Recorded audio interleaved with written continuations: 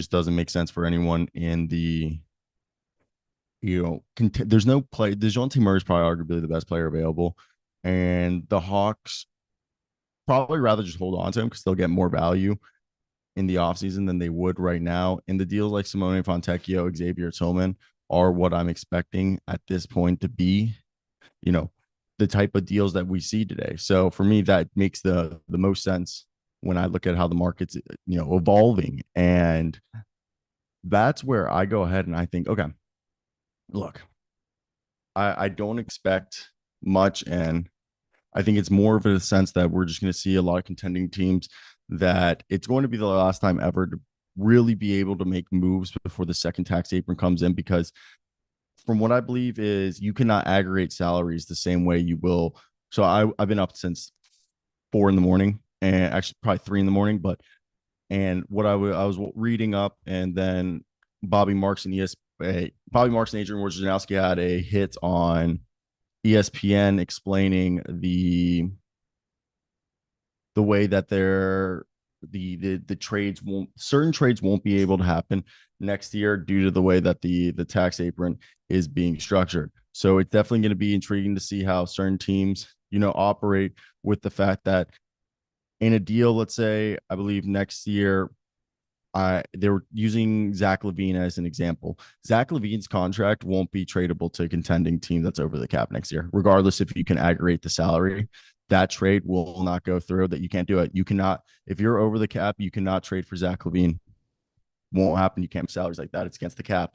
So there's deals like that people are, saying that could happen, that if someone does feel like they are, one piece away from being in contention, then maybe they do go out and try to make a move like that. I don't really see the benefit in that, as my computer lags, but as that, I don't, the problem is we talked about this yesterday.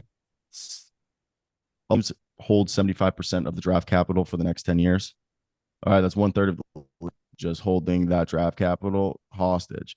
And that's what makes everything a bit more difficult when you see how everything's played out, because of the lack of a desire to trade or involve players that are deemed, too good to be expendable.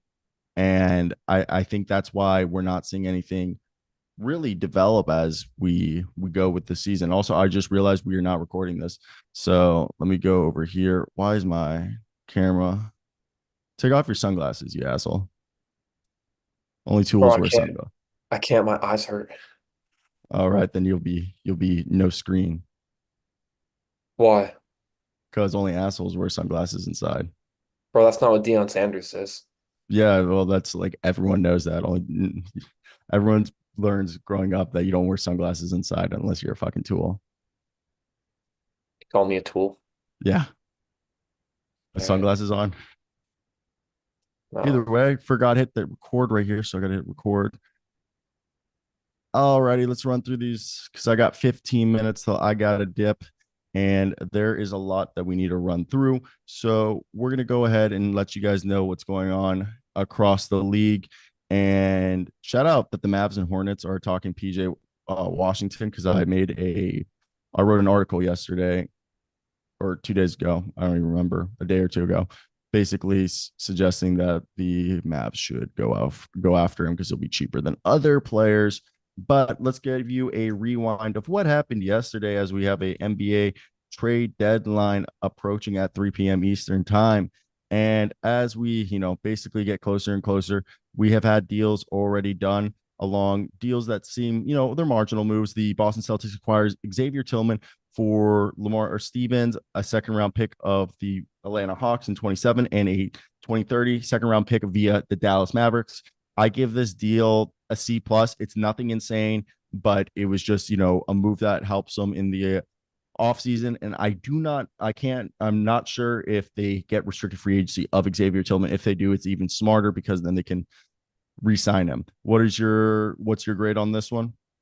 I'm giving it a B plus for the Celtics because it's a move for a team that should keep making moves and keep getting better and go for a championship.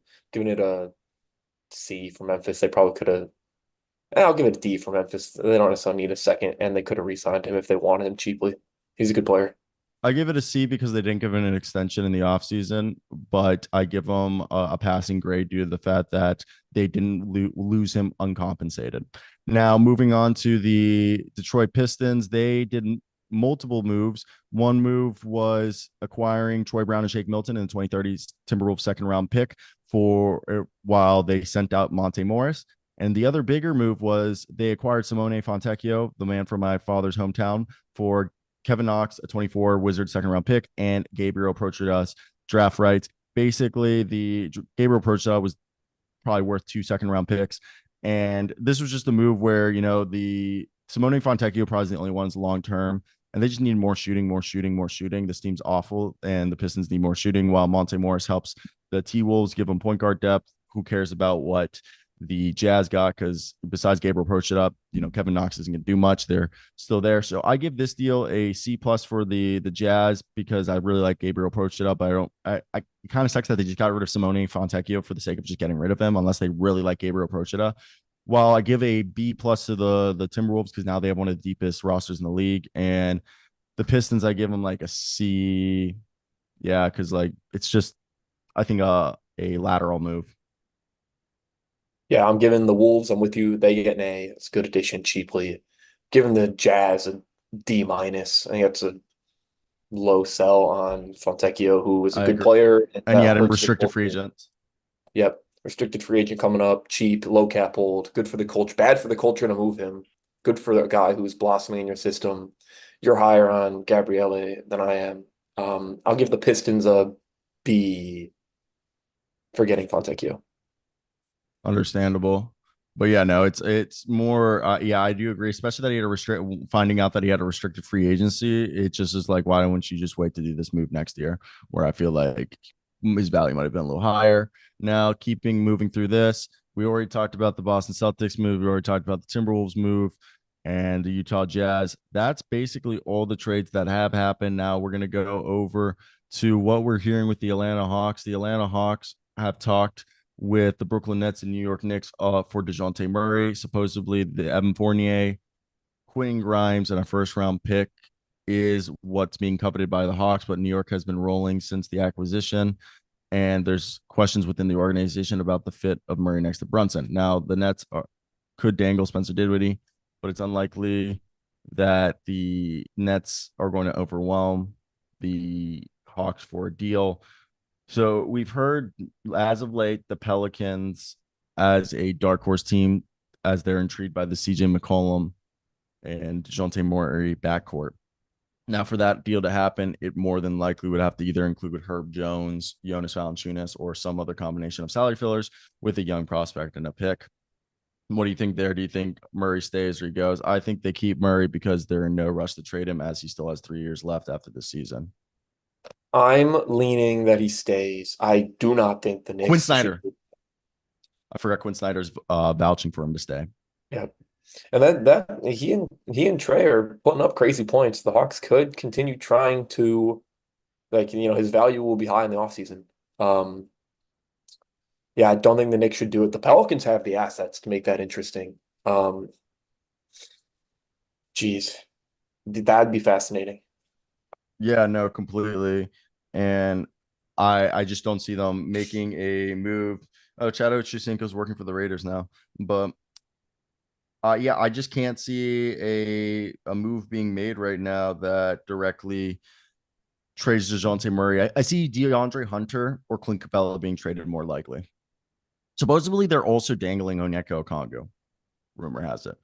But let's move on to the Boston Celtics. Originally, they were linked to Kelly Olynyk and Andre Drummond. I think those targets are gone because they got Xavier Tillman. It just would be redundant to bring those guys in. Now, I do believe, like they've said, they're still active in the trade market. They're trying to package some of their minimum contract players like C. Mikhailu and Delano Banton with future draft pick compensation for a potential defensive wing upgrade. We've heard DeLon Wright. We've heard Chris Dunn. We've heard Otto Porter. We've heard Lonnie Walker. Out of all those people, I think the Chris Dunn is the most feasible, and then Lonnie Walker monetarily wise.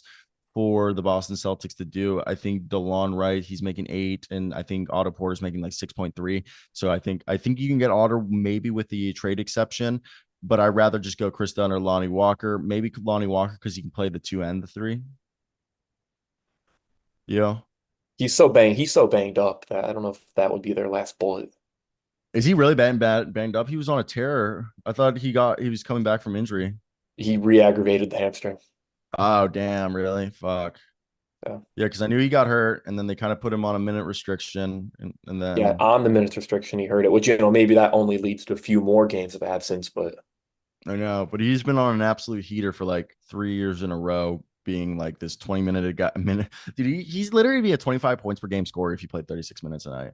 I love him.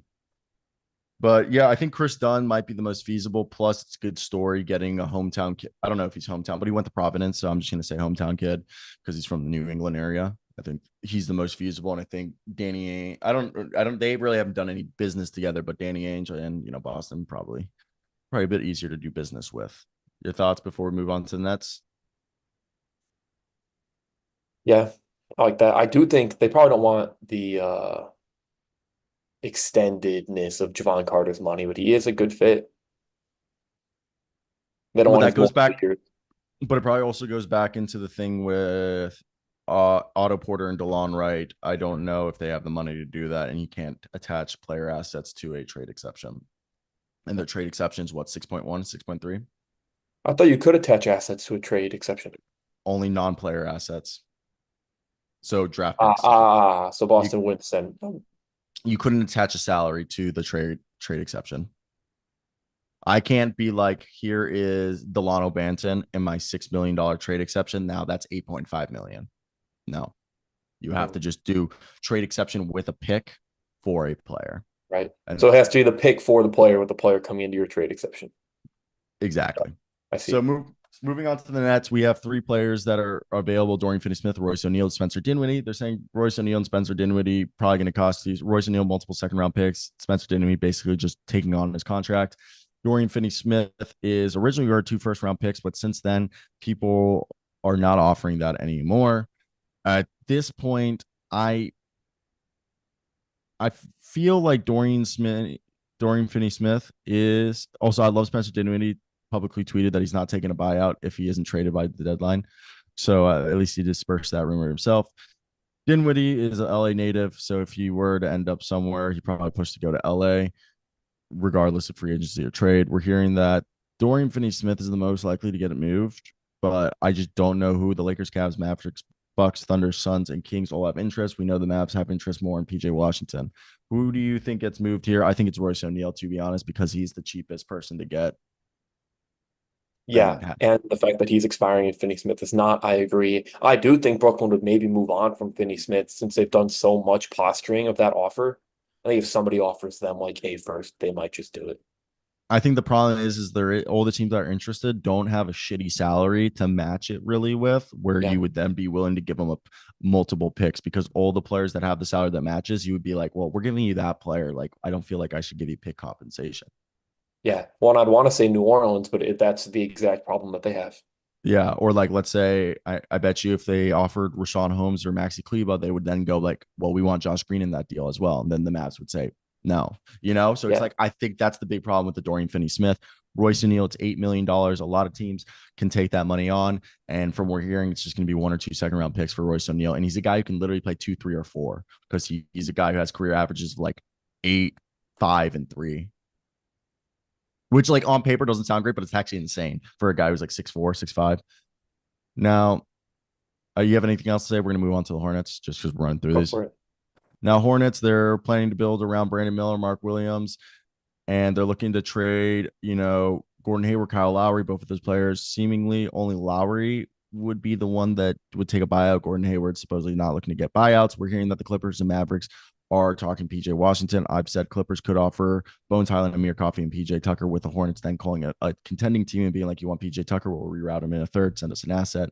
Now, Washington more than likely probably would want to more go to the Mavs unless he really wants to win. I think the Mavs would give him a chance to be a starting 4 in that lineup, and a deal with an unprotected first, Rashawn Holmes, and maybe Seth Curry could do that deal. We know that Grant Williams has been a trade chip, but they could keep Grant Williams and just trade Rashawn Holmes, an unprotected first round pick, maybe Jaden Hardy or Seth Curry to sweeten that deal. What do you think right there? Do you think the Hornets trade anybody like Gordon Hayward, Kyle Lowry? I really think the only one who gets traded is PJ Washington, and Miles Bridges continues to say he wants to remain with the Hornets.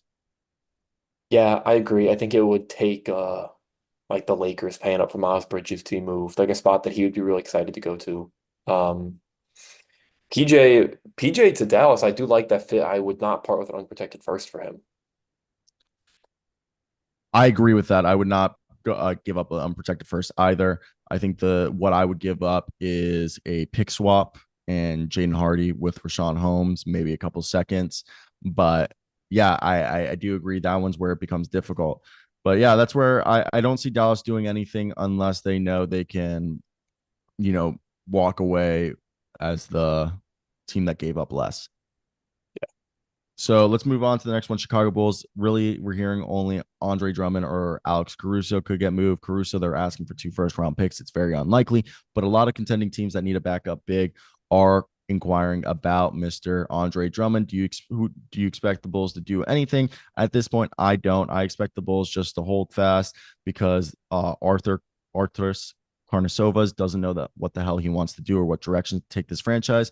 So he's just going to ride this out and get fired probably at the end of the season. And then they'll blow it up with a new regime, in my opinion. That's how I think this is all going to play out. You? Yeah, I think that Drummond is really the only person we could see get moved today from Chicago. Same. And everybody knows how he's got concrete feet. Okay. He's got cinder block feet. He's the slowest. I can run faster than fucking Andre You Drummond. put Drummond in your pick and roll defense, you're cooked. You're cooked. You're On the cooked. glass for you, yes, sir. Yeah. So like really the only team is like the Nuggets. Um maybe the Spurs if they really I just the Clippers, I don't know. Let's go over the Cavaliers. Cavaliers are looking for a wing. They're dangling Isaac Okoro. And in order to retain Okoro and keep the rest of their roster intact, they would have to have the appetite of going into the tax. We're hearing the Knicks, Hawks, Pacers, Suns, and Bucks are all teams that are monitoring interest in Okoro. He's seeking $14 million annually this offseason. So we're assuming a $64 million 4-year deal. He's on an all defensive team candidate right now campaign. What do you think? Do you think they trade him or not? I just see if they trade him, it would be for that Royce O'Neal or packaging him with Georges Niang for like a PJ Washington. I just can't. But it also would be like for a 1-room flyer, you know, or a 1 year rental flyer, in my opinion, because they don't want to pay the tax. Yeah, I mean, I'm trying to keep him. He is as you mentioned, defensive team candidate, shooting 39% from beyond the arc, hitting 60% of his shots at the rim, clamping people. I need him with that backcourt. I'm trying to keep Okoro. Yeah, I just feel like he disappears in big moments. Yeah. And I don't think he's relying in the playoffs. That's why he's a bit more, he's a lot more efficient on offense, but let's be reasonable, albeit it's on limited attempts. It's very simple. He's like the 6th option, even when he's a starter. No, And it always looks are either created by others or in transition. But who else is gonna take up tough Mhm. assignments for Cleveland in the playoffs? No, I'm in agreement. I'm in Yeah. agreement. Yeah. But there is a time we have seen where guys like Okoro, even though they're great on defense, they get played off of Jared Vanderbilt, for example. Couldn't play him in the playoffs. He's fucking fantastic at defense, but he's such a liability on offense that when if they go cold, the Kuro is like Vanderbilt that they go cold for days. Yeah.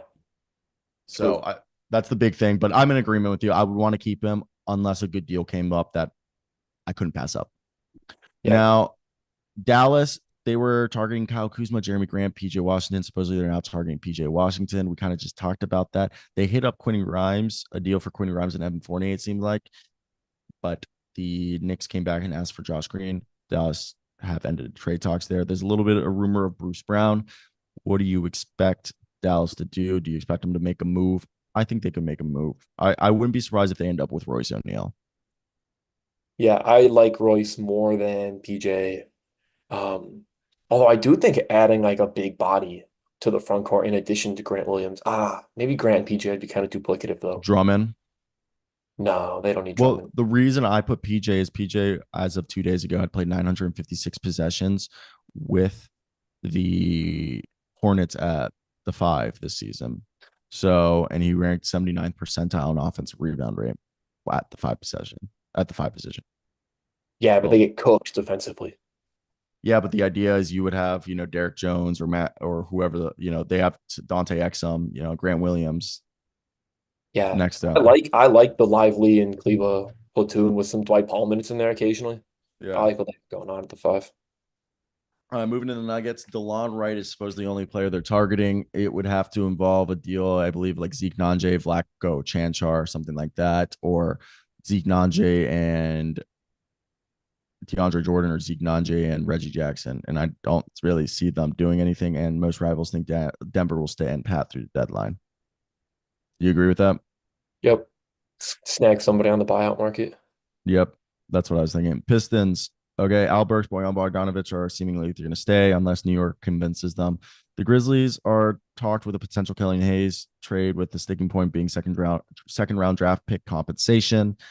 And Danilo Gallinari has had some interest from the Lakers as a candidate to be flipped by the deadline. Do you expect them to make a move? I think the only move I see is Killian Hayes, just to let him, move on without being uncompensated. Yeah. Memphis, I'd be interested. Spurs, I'd be interested. I agree. Alrighty, we're gonna have to run through this. Warriors, I don't expect them to make a move because they're just waiting for everyone to get healthy. Wiggins is too good to trade for just a player. Chris Paul has a non-guaranteed contract next year, so he's going to be more valuable, I think, in the offseason than he is right now. And Kuminga's playing too good to move. You agree? Yeah, I think that they could be a Drummond destination depending on how cheap he is. But I agree with that, but they'd have to be willing to take Corey Joseph in a second round pick, basically. yeah, that'd be feasible though. Yeah, definitely. Houston Rockets, I think only players could get moved is Jay Sean Tate if someone convinces them, or if the Rockets really want one of the Nets players, they're saying.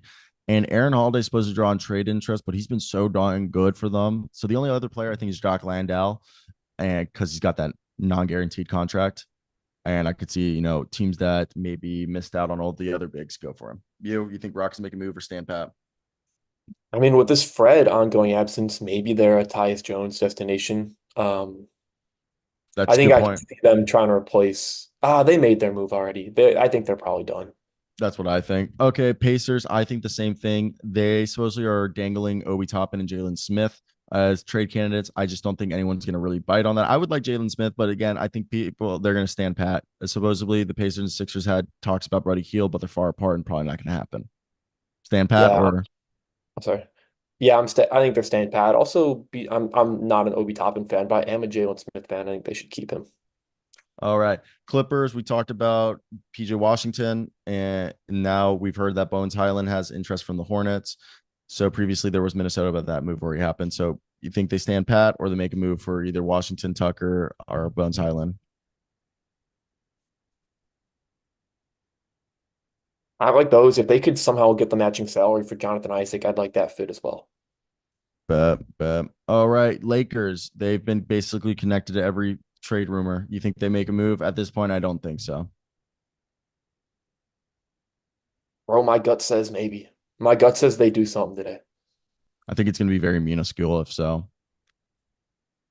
I think the only deal Memphis will make is the Kelly and Hayes deal to get a good look at him. I think they're just going to Oh, take my gap fault. I year. thought we were talking about the Lakers or something. No, we did. I just moved to the next team.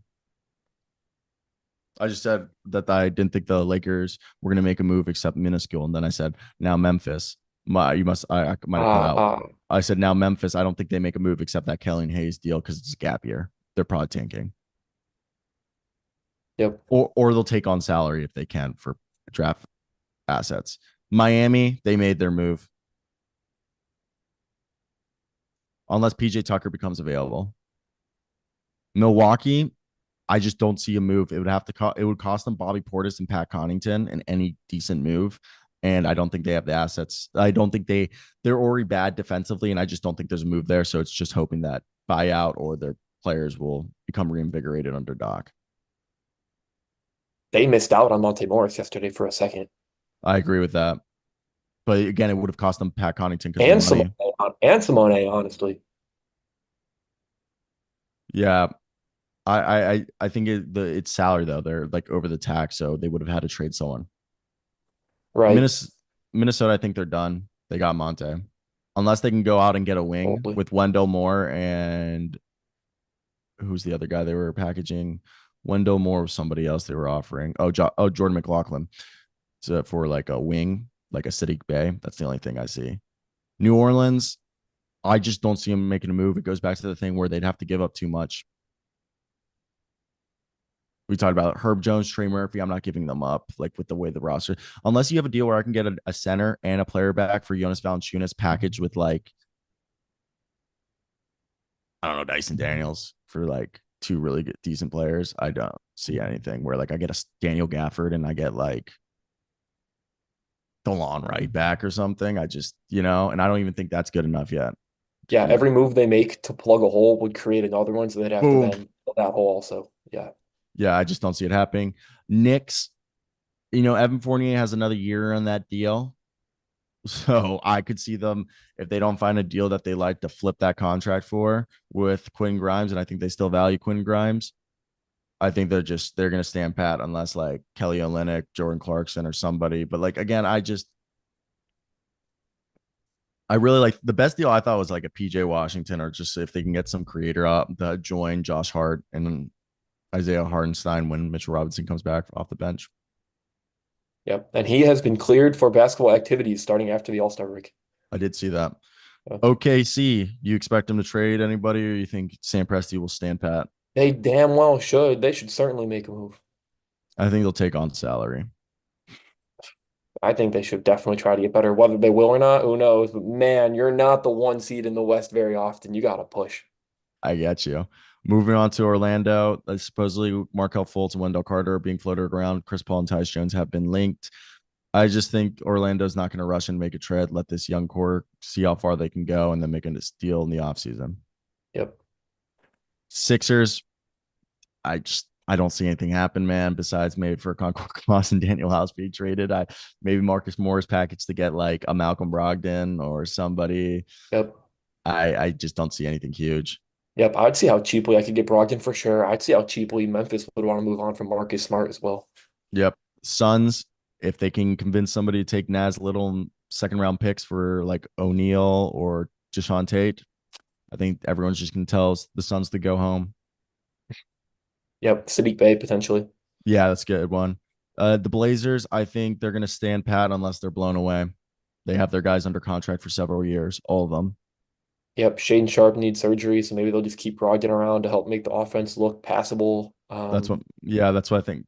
They're not in rush. They're not in a rush because all those players have multiple years left on their deals. Like the only one may be Brogdon, but like he's advocating. Yep. Kings, I think Davion Mitchell's the only guy. Maybe you package him with like a salary filler for like guys you've mentioned already, DeLon Wright, Royce O'Neal, that type of stuff. Yeah. Yep. Elon would be a good fit. Anybody who could really step up and play the three a little better would be nice. Yep. San Antonio, nothing. I'm not unless they want to bring in Trey's brother. I don't see shit. Yep. Free Toronto, point guard addition would be all I project as well. yeah, same. Toronto, unless Bruce Brown gets flipped, I'm not seeing crap. I really like the idea of Ochai Abaji and Kelly Olynyk for Bruce Brown. Ooh, I like that also. Yeah, and I think pick in there too. Wow. Something like that. Yeah, not a bad deal. Utah Jazz, supposedly Kelly Olynyk or Jordan Clarkson, the two available guys for trade. I think they just really like their guys a lot and they've been on a tear. I think they're just not gonna they're gonna ride it out and do any moves this offseason. Yeah, and Clarkson's been awful of late. I'm not really sure where his trade value's at. Yep.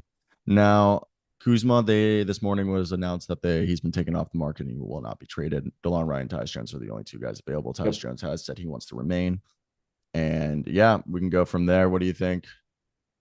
They got time to move Kuz. It's kind of the same storyline. I think that it is a very passive market overall as teams navigate their cap situations. And like we've been at the peak of trading all these picks. I think we're kind of declining in how splurge oriented teams are right now.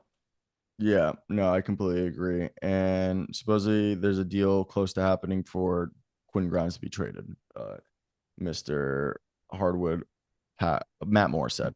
But either way, I got to go to school, so I still got to shower. That was basically our NBA trade deadline primer. You got any predictions you want to say before we go? 10, 9, 8, 7, 6, 5, 4, 3. I think you see Boston do something else. I think they're coming for a ring this year.